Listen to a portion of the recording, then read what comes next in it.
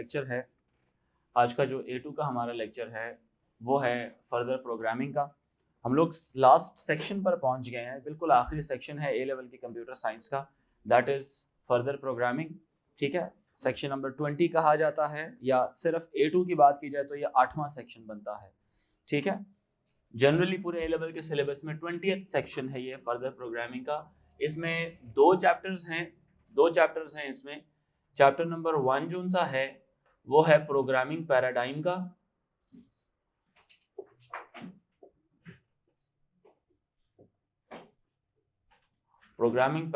का, और section number 2 जो सा है वो है फाइल हैंडलिंग, ठीक है, एंड एक्सेप्शन हैंडलिंग। जो सेकंड है इसका it is file processing and exception handling. File handling तो AS में नाम है, file processing and exception handling. File processing and exception handling, ये है हमारा चैप्टर नंबर 2। ठीक है, आज हम स्टार्ट करते हैं चैप्टर नंबर 1। थोड़ा डिटेल्ड चैप्टर है ये।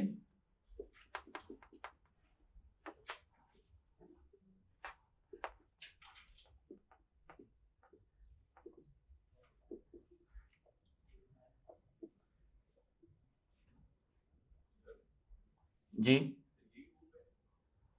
प्रोग्रामिंग पैराडाइम्स नहीं, इसमें एक टॉपिक है वो है प्रोग्रामिंग पैराडाइम्स।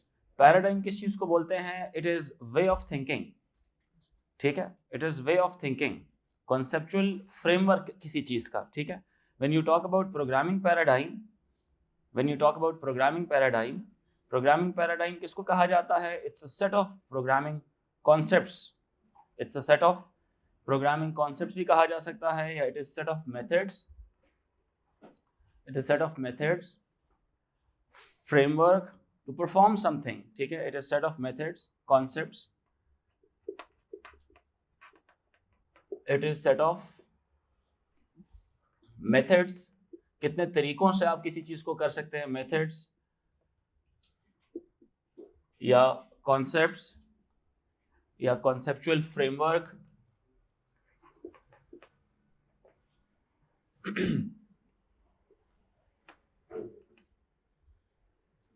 या कॉन्सेप्चुअल फ्रेमवर्क या standards.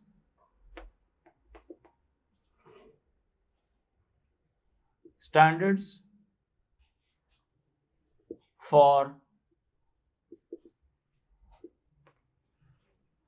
Doing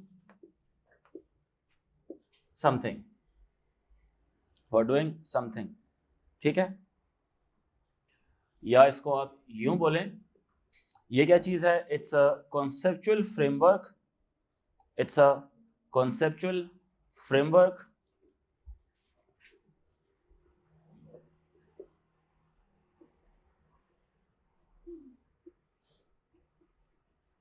conceptual framework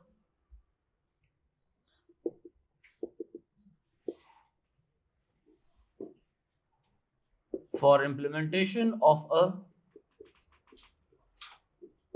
problem, for implementation of a programming problem। और वही बात है, programming of a programming problem, एक ही बात है।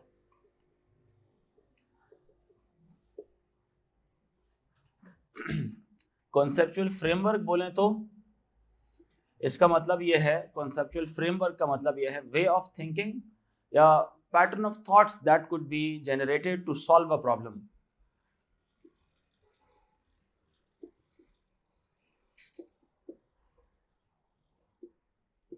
पैटर्न ऑफ थॉट्स भी कह सकते हैं, या इसको आप वे ऑफ थिंकिंग भी कह सकते हैं।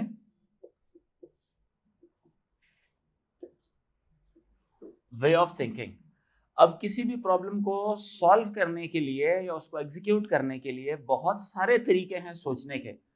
एक तरीका है लो लेवल दुनिया में जाके उसको सोचना और उसको एग्जीक्यूट करना। एक तरीका है, मतलब वो ये कहता है कि जी इस वक्त मेन जो सा प्रोग्रामिंग पैराडाइम्स हैं, अगर जनरली देखा जाए, मैं ए लेवल्स की अगर बात ना करूं, मैं जनरल बात करूं, तो जनरल ये कहता है कि जी दो ही हैं। वो कहता है एक इम्परेटिव है और एक डिक्लेरेटिव है। इम्परेटिव के अंदर वो प्रोसीजरल अप्रोच और ऊप को इम्परेटिव में डाल देता है। ठीक है सर, सुनना है ये बातें। जो जनरल है, generic on the broader perspective, global perspective क्या कहता है, वो कहता है कि जी दो ही हैं, दो ही तरीके हैं सोचने के, बाकी सारे आगे उसकी सब ब्रांचेस हैं, एक इम्परेटिव या डिक्लेरेटिव। जो डिक्लेरेटिव है वो थोड़ी लॉजिकल थिंकिंग है। लॉजिकल थिंकिंग के अंदर वो जो एआई हो गया, एसक्यूएल हो गया, ठीक है, नॉलेज बेस की जहाँ पे बातें आती है वो डिक्लेरेटिव की दुनिया में आ जाती है, या लो लेवल की बात जो होती है वो डिक्लेरेटिव में आ जाती है। जहाँ पे फैक्ट्स के ऊपर बात की जाती है, जहाँ पे सबसे पहले रूल्स डिफाइन किए जाते हैं और फिर हर एक छोटे छोटे रूल के ऊपर प्रोसेसिंग की जाती है, वो डिक्लेरेटिव। इंपरेटिव में क्या आता है, प्रोसीजरल अप्रोच आती है या ऑब्जेक्ट ओरिएंटेड अप्रोच आती है, क्योंकि ऑब्जेक्ट ओरिएंटेड में भी प्रोसीजर्स इस्तेमाल होते हैं। यूँ समझ लें कि इंपरेटिव एक स्ट्रक्चरल अप्रोच को फरोग देता है, जो इंपरेटिव है वो स्ट्रक्चरल अप्रोच को आगे एग्जीक्यूट कर रहा होता है। तो जब हम प्रोग्रामिंग पैराडाइम की बात करते हैं तो हमारे पास 4 डिफरेंट, अब मैं ज़रा ग्लोबल नहीं, अब मैं थोड़ा सा ए लेवल्स के पर्सपेक्टिव से बात करता हूँ। तो वी हैव 4 प्रोग्रामिंग पैराडाइम्स, हमारे पास 4 प्रोग्रामिंग की पैराडाइम्स हैं।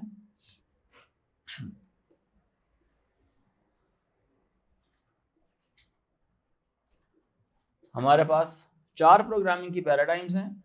एक है जी हमारे पास लो लेवल,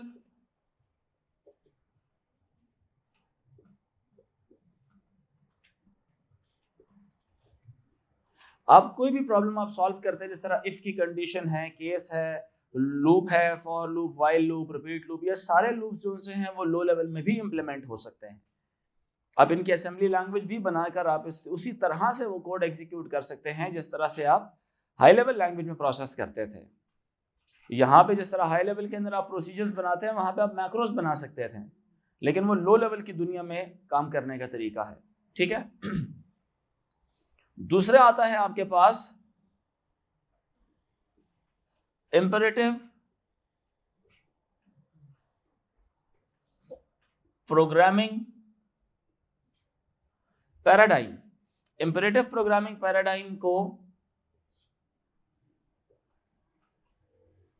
स्ट्रक्चरल या मॉड्यूलर या प्रोसीजरल प्रोग्रामिंग पैराडाइम भी कहा जाता है। प्रोसीजरल क्यों? क्योंकि इसमें मॉड्यूल्स या प्रोसीजर एंड सब रूटीन्स इस्तेमाल होती हैं। तीसरी आती है आपके पास ऑब्जेक्ट ओरिएंटेड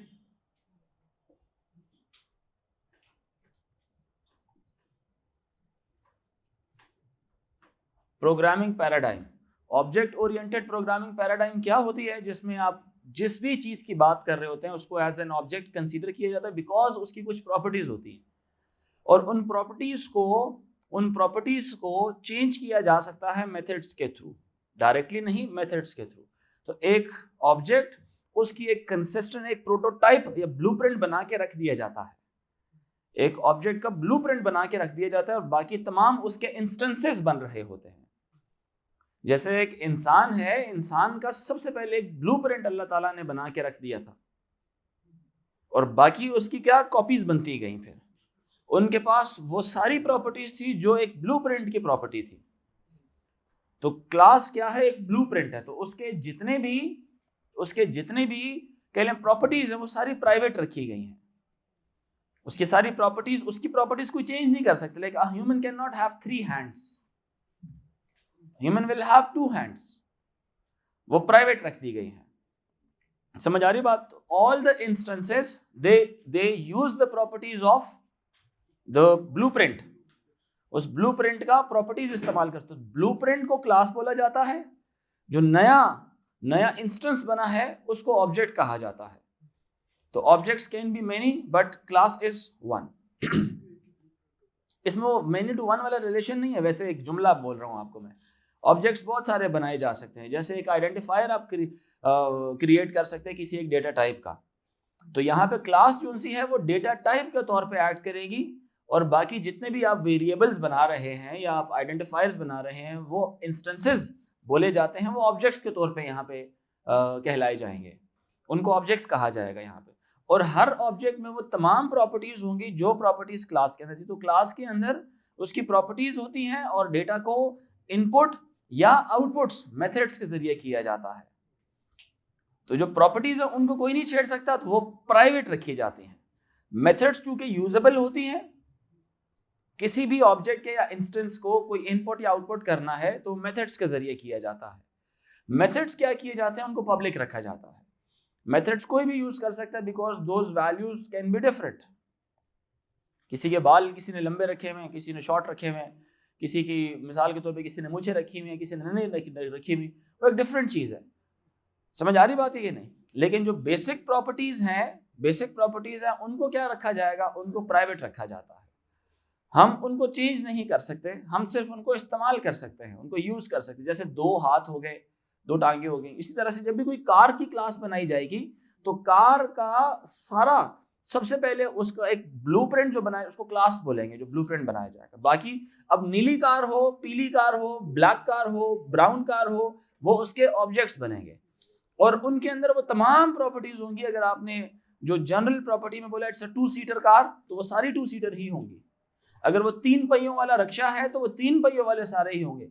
कलर में तब्दीलियां हो सकती हैं उसकी, बात समझ आ रही है कि नहीं? माइलेज में तब्दीलियां हो सकती हैं, समझ आ रही है? चेसिस नंबर में तब्दीलियां हो सकती हैं। क्लियर है ये बात? बट हर गाड़ी का ईयर ऑफ मैन्युफैक्चर होगा, वो चेंज हो सकता है। चेसिस नंबर होगा, वो चेंज हो सकता है। समझ रहे मेरी बात कि नहीं? सीटिंग कैपेसिटी अगर आपने कांस्टेंट रखी हुई है तो वो चेंज नहीं हो सकती। नंबर ऑफ व्हील्स कांस्टेंट रखे हुए तो वो चेंज नहीं हो सकते। ठीक है ये बात कि नहीं? तो कार की एक क्लास बनेगी और बाकी नीली कार उसका एक ऑब्जेक्ट है, पीली कार उसका एक ऑब्जेक्ट है, ब्लैक कार उसका एक ऑब्जेक्ट है। इसी तरह से तो ऑब्जेक्ट्स कहां पर डिस्कस किए जाते हैं? हर उस जगह जिसको आप नॉर्मल दुनिया के अंदर ऑब्जेक्ट बोल सकते हैं। ये एक ऑब्जेक्ट है, ये भी एक ऑब्जेक्ट, इसकी कुछ प्रॉपर्टीज है। कलर इसका व्हाइट है, मैन्युफैक्चरर इसका डॉलर है, लिखता ये काले रंग का है। बात समझ आ रही है कि नहीं? तो कोई भी दुनिया की चीज जिसको आप एक ऑब्जेक्ट बोल सकते हैं उसको, और उसी तरह के ढेर सारे ऑब्जेक्ट्स भी हो सकते हैं, तो उसको आप ऑब्जेक्ट ओरिएंटेड प्रोग्रामिंग की दुनिया में लाते हैं। जैसे एक इंसान एक ऑब्जेक्ट है। मैं मार्कर की मिसाल दे रहा हूँ, तो मार्कर के ऊपर कोई प्रोग्रामिंग नहीं करता, लेकिन मैं एक मिसाल दे रहा हूँ उन ऑब्जेक्ट्स के ऊपर जिनको लिटरली, जिनके साथ बाद में मुख्तलिफ जगहों की चीजें आपस में आपने रिलेट करानी हो।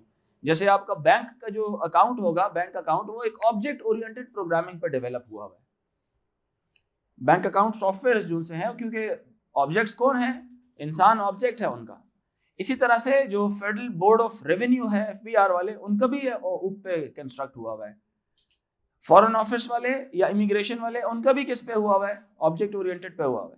तो आप सारे जितने भी ये जो डिफरेंट इदारों के जो सॉफ्टवेयर्स हैं, उन सबको मर्ज भी किया जा सकता है, ऑब्जेक्ट्स को कनेक्ट करके, इनहेरिट करके, एक दूसरे के साथ ज्वाइन करके प्रॉपर्टीज यूज करनी है ताकि वैल्यूज पता चल जाए कौन सी वैल्यूज किसके अंदर कितनी वैल्यूज है। FBR वाले अकाउंट्स की डिटेल निकाल लेंगे। बात समझ आ रही है कि नहीं? So objects can be merged for later use. ठीक है। फिर उसके बाद एक और लॉजिकल प्रोग्रामिंग आती है जिसको डिक्लेरेटिव प्रोग्रामिंग भी कहा जाता है।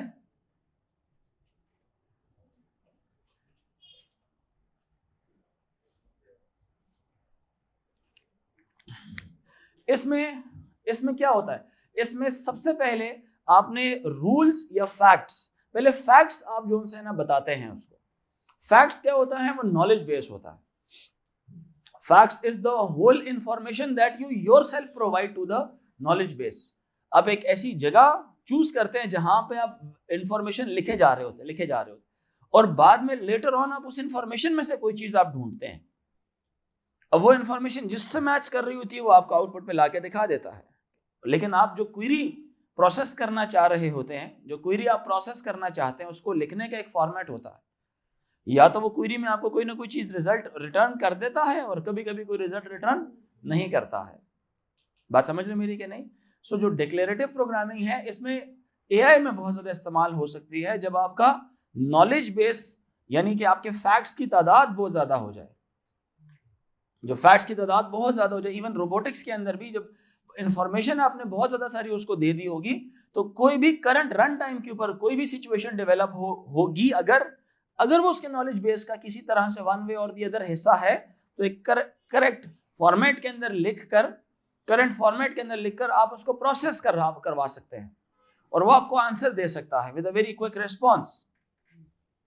बात समझ आ रही है? फ्यूचर में क्या होने वाला है, अब फ्यूचर में यही होगा ना कि साइंस के बच्चे को कभी भी कोई प्रॉब्लम आपको फेस होगी, तो इनिशियली सबसे पहले कोई भी स्टूडेंट होगा, वो सबसे पहले they will go to the ChatGPT and last what could be the possible solution. So the basic solution, बहुत ज्यादा जो काम आपने जाया करना होगा एक सर्टेन पॉइंट तक पहुंच के तब पता लगाने में कि ये अच्छा इसको ऐसा किया जा सकता है, वो आपको सिस्टम ऑलरेडी आपको प्रोवाइड कर देगा, आपको सिर्फ उससे आगे निकलना है। बात समझ आ रही है कि नहीं? सो प्रोग्रामिंग एज अ होल क्या, it's a way of thinking, way of thinking in future, how the things are going to be processed. It makes you logically a little bit stronger than the other domain students, क्योंकि आप इसके बारे में सोच रहे होते हैं, जो चीज, चूंकि थिंकिंग प्रोसेस हमेशा तब स्ट्रांग होता है व्हेन यू कीप थिंकिंग। जब सोचते नहीं है, आप ऑब्जर्व नहीं करते, तो आप उधर ही रुके रहते हैं। You need to observe things. बात समझ आ रही है कि नहीं? अच्छा, अब जब हम इसकी तरफ आते हैं, अब उस सीक्वेंस में चलते हैं जिस सीक्वेंस में हमने काम करना है, ठीक है?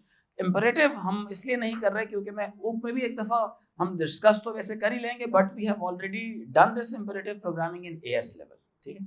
तो लिख लें इंपरेटिव प्रोग्रामिंग का, अगर imperative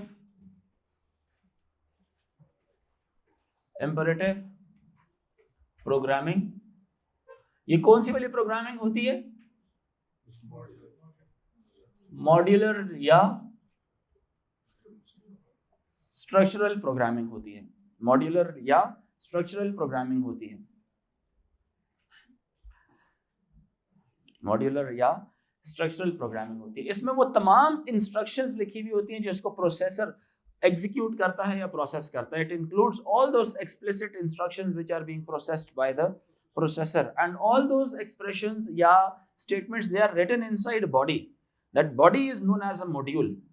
That body is known as a module. समझ आ रही है कि नहीं?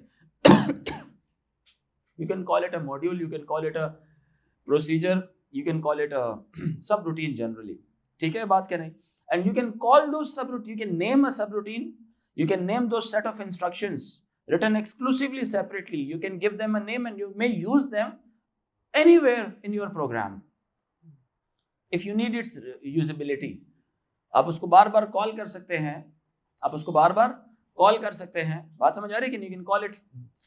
अब इवन कुछ प्रोसीजर्स इस तरह के या फंक्शंस या आप सब रूटीन्स ऐसे भी बना सकते हैं, अदर सॉल्यूशंस में भी आप उनको यूज कर सकते हैं। अदर जैसे आपके लाइब्रेरी रूटीन्स होते हैं, दे आर ऑलरेडी सब routines, already written code which is tested, error free, robust, compiled. You do not need to rewrite the code by yourself. You will save your time. You just need to import their name, library, main program, main memory के अंदर वो आ जाती है, खुद ही import हो जाती है. There is a method. Similarly, you can write code in by yourself for your specific needs, and you can later on import them in your new solutions. समझ आ रही? तो वो जो आप set of instructions या codes बनाते हैं, उनको subroutines कहा जाता है. You give them a name and you may use it in your current program as well as in your other solutions. ठीक है? So imperative programming का लिखें. It involves writing a program as a sequence of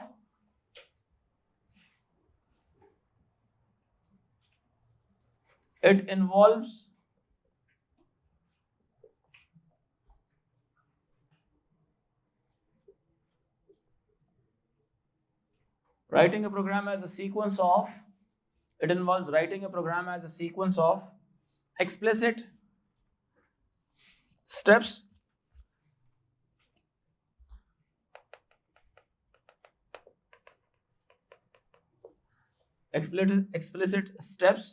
that are executed by the processor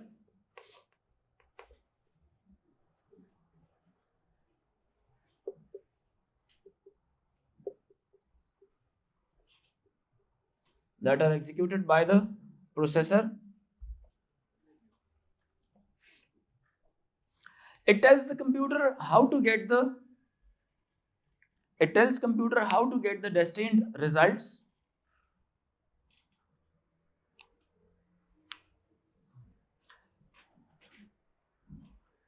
It tells the computer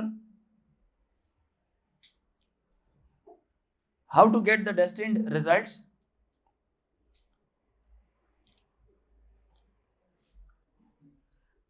ये results लेता है। Declarative programming क्या बताती है? रिजल्ट्स क्या होने चाहिए। Declarative programming what should be the results, वो ये बताती। ब्रैकेट में लिख लें, whereas declarative programming, whereas declarative programming, whereas in declarative programming it describes what the desired results should be, whereas in declarative programming it describes what the desired results should be, describes what the desired results should be। Bracket को close करें, next point लिखें।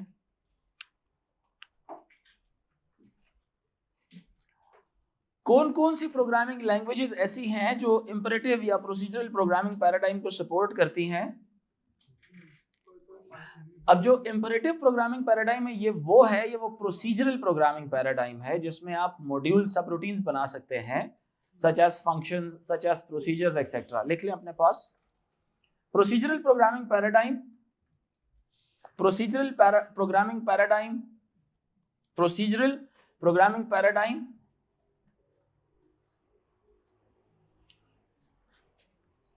Procedural programming paradigm, bracket में लिखें, the one that includes subroutines, point लिखें। Procedural programming paradigm, bracket में लिखें, the one that includes subroutines such as procedures and functions, such as procedures and functions,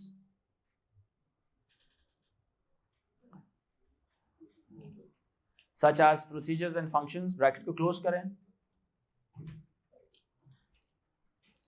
belongs to,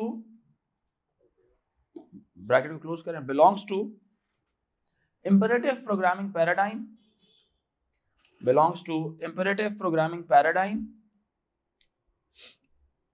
that is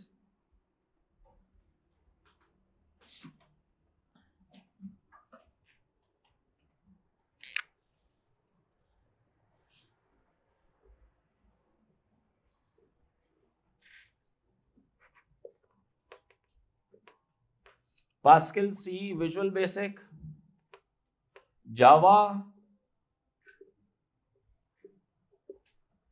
Python etcetera. ये सारी कौन सी वाली हैं? ये आपकी इंपरेटिव प्रोग्रामिंग पैराडाइम को सपोर्ट करती हैं।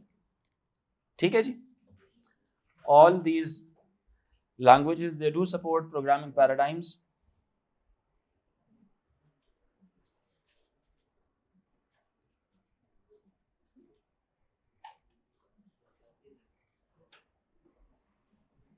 अच्छा, नेक्स्ट आती है जी आपके पास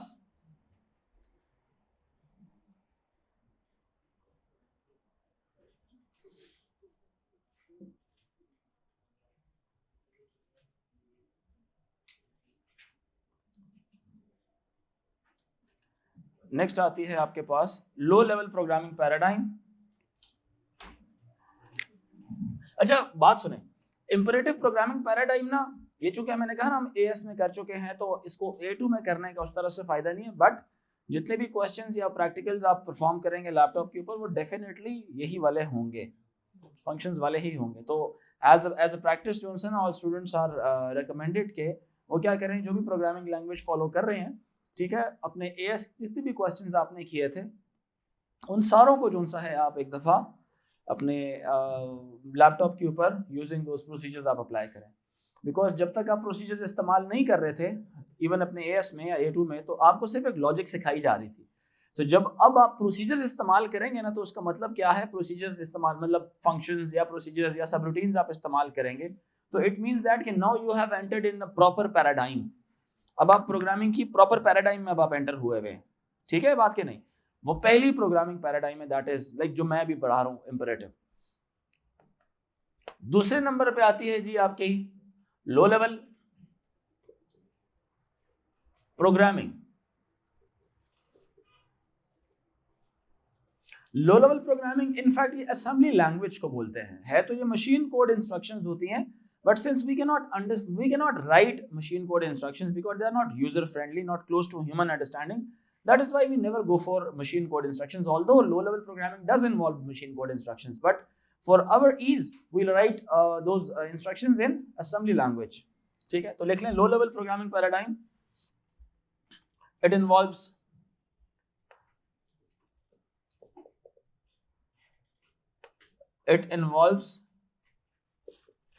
machine code. Now machine code is written either in binary, it is written either in binary या hexadecimal कोड होता है ये. It involves assembly language instructions. Machine code is then replaced by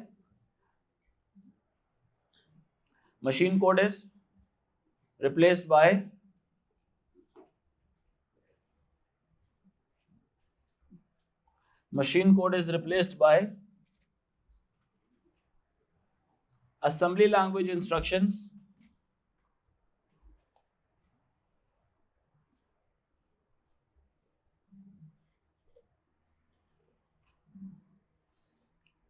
Assembly language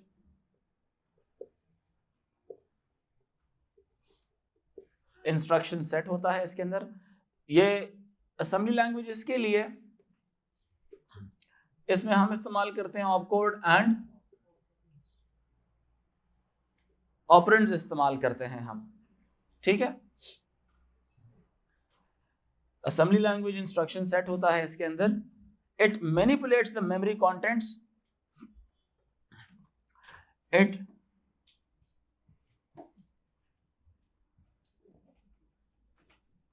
manipulates the memory या register contents directly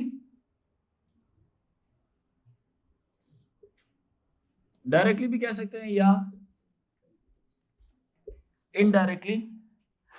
memory या register contents को ये क्या करता है, मैनिपुलेट करता है. और एक बात याद रखें, हर प्रोसेसर टाइप या हर कंप्यूटर आर्किटेक्चर के अपने इंस्ट्रक्शन सेट्स होते हैं, जिसका आर्किटेक्चर चेंज. अभी जिसकी हम बात करेंगे हम वॉन न्यूमन को स्टडी करते हैं, तो हम वॉन न्यूमन के आर्किटेक्चर की बात करते हैं. हम ऑपकोड और ऑपरेंड्स उसकी मर्जी के इस्तेमाल, मतलब उसके आर्किटेक्चर को समझ आने वाले इस्तेमाल कर रहे होते हैं. तो लिख लें अपने पास, each processor type has its own programming and architecture. Each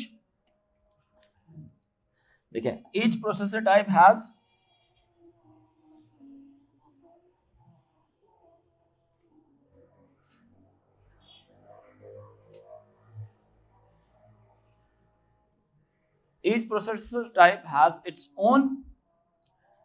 has its own programming and architecture.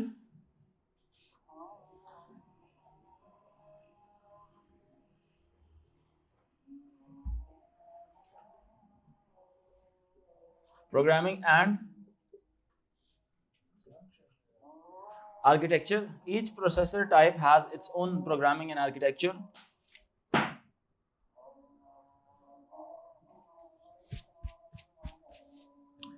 There is a family of processors that is similar. लिख लें, there is a family of processors that is similar and use similar programming languages, that is Intel family. There is a family of processors that is similar and use similar programming languages.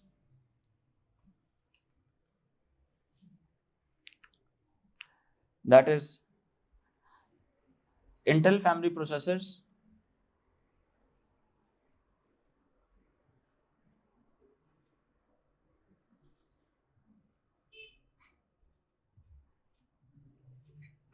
Intel family processors, for example लिखा है आपने Intel family processors. इनके अंदर पता है कौन सा instruction set इस्तेमाल होता है जो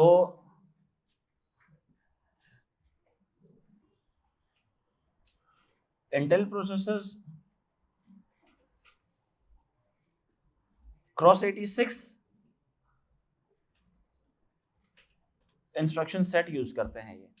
अब क्रॉस 86 इसमें स्टार्टिंग में 86 प्रोसेसर्स के नंबर्स हैं ये, ठीक है। तो ये फैमिली नाम है एक क्रॉस 86, ठीक है। इंस्ट्रक्शन सेट इस्तेमाल होता है cross 86 instruction set Intel processors use करते हैं। तो जितनी भी फैमिलीज है ना जो 86 वाली फैमिली से बिलोंग करती हैं, सबके अंदर एक ही प्रोग्रामिंग लैंग्वेज लग सकती है।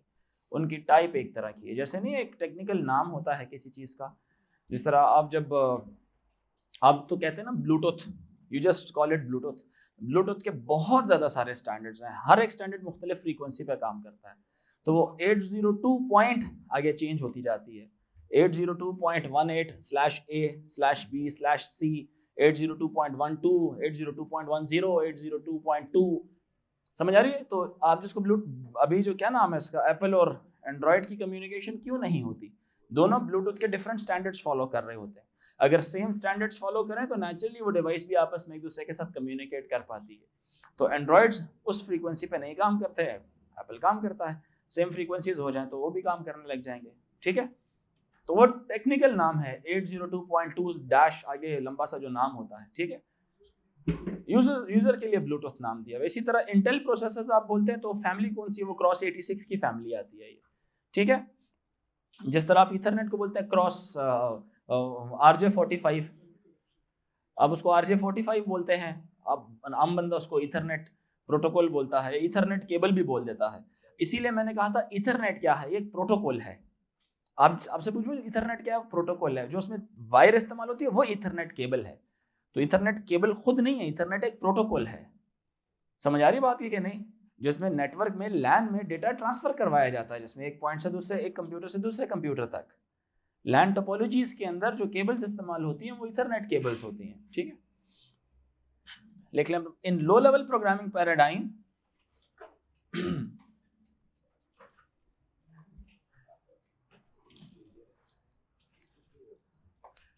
in low level programming paradigm, programming is done using the basic machine code instructions. Programming is done using basic machine code या basic machine operations. In low level programming paradigm, programming is done using basic machine operations,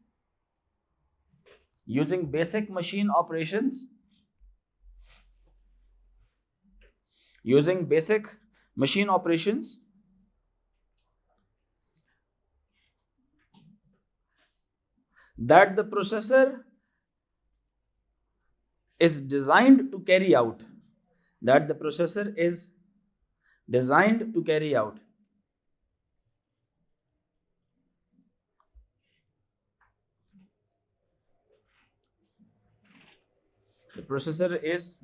to carry out. Next point लिखिए, it is used, low level programming is used in coding of device drivers,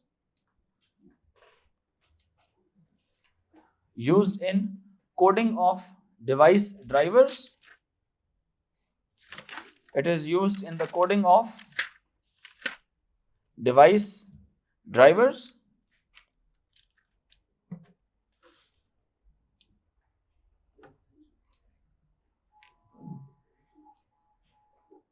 Use of coding of device drivers and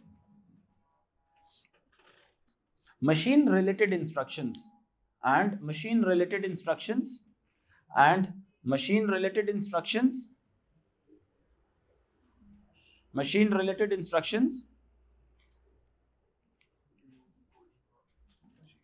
such as in robots,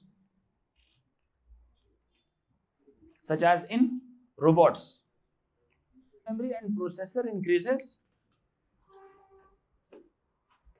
interaction with the main memory,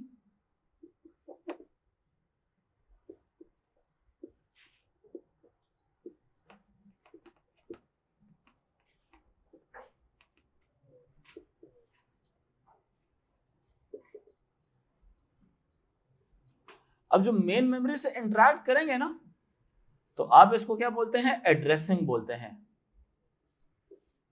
addressing main, like I am addressing my class, I am addressing my class, मैं आपसे मुखातिब हूँ। Main memory से मुखातिब होना है तो दो तरीके हैं, ठीक है।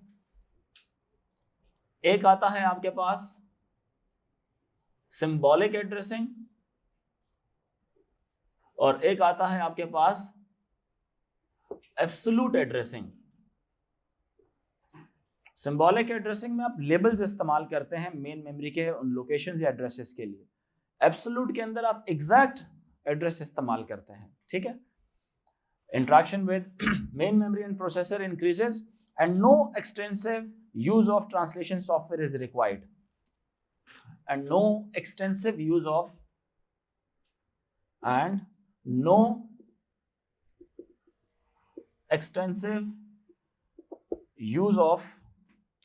extensive use of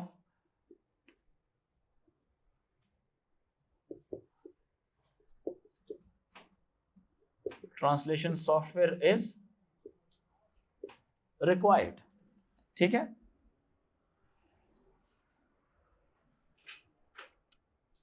Statements are written using processor's instruction set. Statements are written using processor's instruction set. Statements are written using processor's instruction set. Statements are written using processor's instruction set. Statements are written using processor's instruction set and the knowledge of main memory. Statements are written using processor's instruction set and the knowledge of main memory.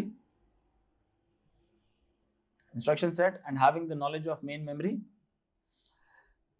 There are two types of addressing modes.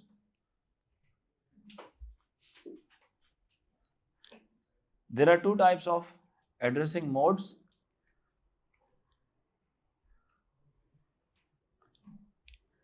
One is symbolic addressing mode and the other one is absolute addressing mode.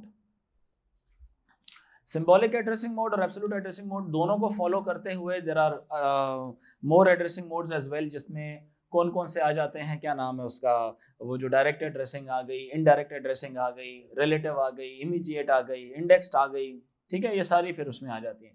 उन सारियों को इस्तेमाल करके भी हम symbolic और absolute इस्तेमाल कर सकते हैं। सिंबॉलिक का लिख लें, in symbolic addressing labels are used, जिस तरह मेन मेमोरी है ना,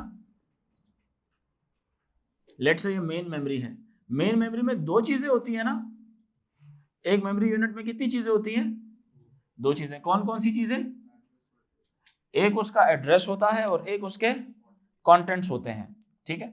यानी कि अगर इसके मैं दरमियान में कोई लाइन लगा दूं तो ये वाला पार्ट किसका होगा, कंटेंट्स का, और ये वाला पार्ट किसका होगा, एड्रेस का। अब एड्रेस किस तर्ज में चल रहे होते हैं, एक सीक्वेंस के अंदर। किस तर्ज में, एक सीक्वेंस के अंदर। यानी कि पहला एड्रेस कौन सा होगा, मिसाल के तौर पे 00 है तो अगला होगा 01, 02, 03 और ये चलता जाएगा कहां तक,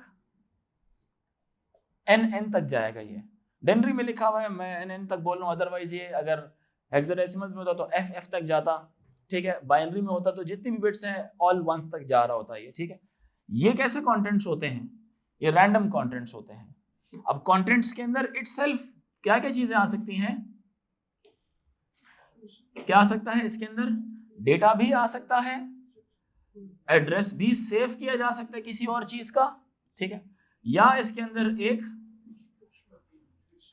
इंस्ट्रक्शंस भी आ सकती हैं। कंटेंट्स के अंदर डेटा भी आ सकता है, एड्रेस भी आ सकता है और इंस्ट्रक्शंस भी आ सकते हैं। एक पूरा जो मेमोरी स्लॉट है उसको मेमोरी यूनिट का नाम दिया गया है, ठीक है। हमें कंटेंट्स की इंफॉर्मेशन नहीं होती, हमें किसकी इंफॉर्मेशन है, एड्रेसेस की इंफॉर्मेशन। अगर आप ये वाला एड्रेस इस्तेमाल करते हैं तो इसको बोलेंगे this is known as absolute address, ठीक है। यहां पे पड़ा हुआ है लेट्स से 15, और इसकी जगह पे अगर आप यहां पे ये इस्तेमाल कर लेते हैं, नाम रख लेते हैं इसका, ये है लेबल, एक मेमोरी एड्रेस है 03, उसका लेबल है नम, ठीक है। इस लेबल की वजह से इसको क्या बोलते हैं, सिंबल है तो वहां से निकल आया सिंबॉलिक एड्रेस है ये। मैं अक्सर औकात कहता हूं तो जैसे नहीं आप लोग करते होते हैं, मिसाल के तौर पे फॉर एग्जांपल आप लोगों ने अपने देखा होगा, बहुत ज्यादा लोगों ने अपनी गाड़ियों का जो नंबर प्लेट होती है लिखा होता Khan 1, because this is a symbolic address. The absolute address is the one that is allotted by the government. समझ आ रही बात है कि नहीं? इसी तरह से दुबई जाएंगे तो उसमें किसी ने लिखा होगा शेख 007, वेरी एक्सपेंसिव, गाड़ी की कीमत से ज्यादा एक्सपेंसिव उनकी नंबर प्लेट्स होती है। अजीब शौक है, एक दुनिया को शौक है ना इस चीज का, नंबर प्लेट 001 लेनी है, उसके लिए गाड़ी से ज्यादा एक्सपेंसिव होती है वो नंबर प्लेट मुख्तलिफ कंट्रीज के अंदर। किसी ने लिखा होगा माइक 1, किसी ने जेम्स या JB 007, एक मूवी है उसमें जेम्स बॉन्ड है, उसके लिए वो नंबर है जी 007 का। तो अक्सर लोगों ने JB 007, बहुत एक्सपेंसिव नंबर था किसी दौर में, ठीक है। इसी तरह से अब जो मोहम्मद बिन सलमान है MBS होगा, MBS 001 सीरीज बहुत एक्सपेंसिव होगी सऊदीया में, MBS की सीरीज, क्या नहीं? Are you getting my point? इसी तरह से पाकिस्तान में PML बहुत एक्सपेंसिव हो जाएगी, PTI की जो सीरीज है वो बहुत एक्सपेंसिव हो जाएगी, 804 वाली बड़ी एक्सपेंसिव होगी, नंबर 804 वाला PTI 804, it will be a very expensive number, may be पहले से बुक हो चुका हो। हाँ अच्छा, गवर्नमेंट ने PTI 804 बिल्कुल वो नंबर प्लेट इशू ही नहीं होगी, बैन कर दिया। तो इस तरह से चलता रहेगा ये सारा, ठीक है। तो all these things are known as labels कहा जाता है, ठीक है। क्या कहा जाता है इसको? लेबल्स, ठीक है। इसी तरह से अगर आप एग्जैक्ट नंबर इस्तेमाल करेंगे तो वो एब्सोल्यूट एड्रेस है, ठीक है। So in symbolic addressing labels are used, in symbolic addressing लिख लें आप, labels are used for the memory locations, labels are used for the memory locations, labels are used for the memory location that it represents. In symbolic addressing labels are used for the memory locations that it represents. इसका मतलब पता क्या होगा? अब जब label है ना, label नम किसको रिप्रेजेंट कर रहा है? 03 को रिप्रेजेंट कर रहा है। नम किसको रिप्रेजेंट कर रहा है? 03 को रिप्रेजेंट कर रहा है। नम क्या है? उसका लेबल है, और ये उसका क्या है? एड्रेस है। बात समझ आ रही कि नहीं? इसी तरह के बहुत सारे जो लेबल्स होंगे और उनके कॉरेस्पॉन्डिंग एब्सोल्यूट एड्रेसेस होंगे, एक टेबल में लिखे जाएंगे, मेन मेमोरी में ही एक टेबल में लिखे जाएंगे जहां पे टेबल मेंटेन किया जा रहा होगा। इस टेबल का ना एक नाम होता है, इसको क्या बोलते हैं? लेबल टेबल भी बोलते हैं, या सिंबल टेबल भी इसको कहा जाता है। या लेबल टेबल बोलते हैं या इसको सिंबल टेबल बोलते हैं। बात समझ आ रही है कि नहीं? You call it label table या you call it symbol table, ठीक है। सो आपने लिखा in symbolic addressing labels are used for the memory location that it represents, comma, they can be treated as a variable name, they can be treated as a variable name, they can be treated as a label name. Labels are more closer to human, right? ये हमारे ज्यादा करीब होते हैं labels, because हम जिस भी data के साथ इंटरेक्ट कर रहे होते हैं we prefer writing it as a label, so that हमारे लिए थोड़ा आसान हो जाए उसको लिखना, रिकॉल करना, याद रखना कि ये लेबल क्या काम कर रहा था, ठीक है। ये बात कि नहीं? इसी तरह से नेक्स्ट लिखें, इन यहां तक बात समझ आ गई? सेकंड पॉइंट लिखें, writing instructions using symbolic addressing, writing instructions using symbolic addresses, writing instructions using symbolic addresses allows the programmer to think at a slightly higher level, allows the programmer to think at a slightly higher level, allows the programmer to think at a slightly higher level.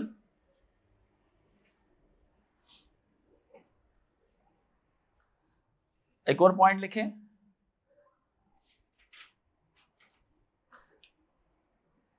the assembler translation software will convert all these, will convert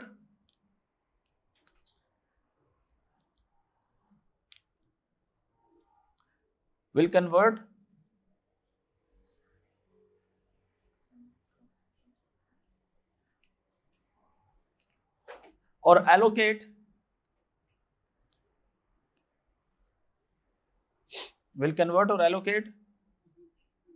symbolic addresses with absolute addresses during the assembly process, will allocate absolute addresses during the assembly process. तो जो assembler translation softwares हैं वो assembly process के अंदर इन तमाम symbolic addresses को absolute addresses allot कर देते हैं, ठीक है। और after that all those symbolic addresses and their respective absolute addresses are stored in a table known as label table, which is later looked upon, सुन लें, during the assembly process. बाद में उसको फिर लुकअप किया जाता है so that whenever the labels are found their respective absolute addresses are replaced, so that translation के अंदर absolute addresses memory के इस्तेमाल किए जाए। यूं समझ लें level of abstraction एक मजीद increase कर गई है। पहले level of abstraction कम थी because the processor was dealing directly with the memory, because you were using the absolute addresses, but now you are using a little higher level thing which also needs another level of translation, जिसको एक और translation का level चाहिए। फिर उसके बाद further on क्या होगा आगे, फिर प्रोसेसिंग ऑन द इंस्ट्रक्शंस फिर एग्जीक्यूट होना शुरू होती है। तो बात क्या है, हाई लेवल किसको बोलते हैं, ह्यूमन के करीब ये मशीन है।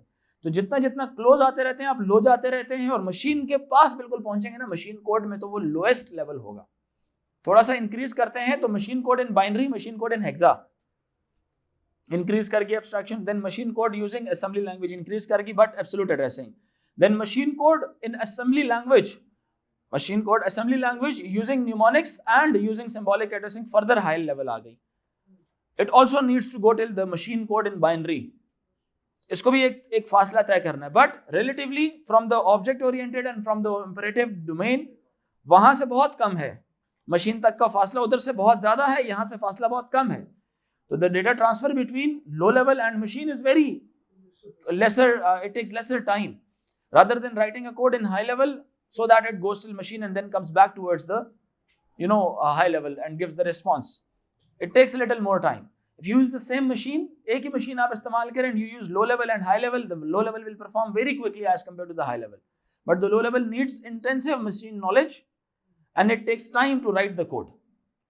Once the code is developed, then further on it takes less time. That is why device drivers are initially developed in low level language, so that once they are developed they do not take time, because device drivers क्या है, आप touch pad कर रहे हैं, आप camera के साथ deal कर रहे हैं, जितनी भी हार्डवेयर हैं, प्रिंटर ड्राइवर हो गया, आपका स्कैनर ड्राइवर हो गया, जितने भी आपके ड्राइवर्स हैं इस तरह के, अगर उसमें डिले आ जाता है तो आपकी प्रोसेसिंग कंप्यूटर परफॉर्म नहीं कर सके, because they will be waiting for the response from the drivers.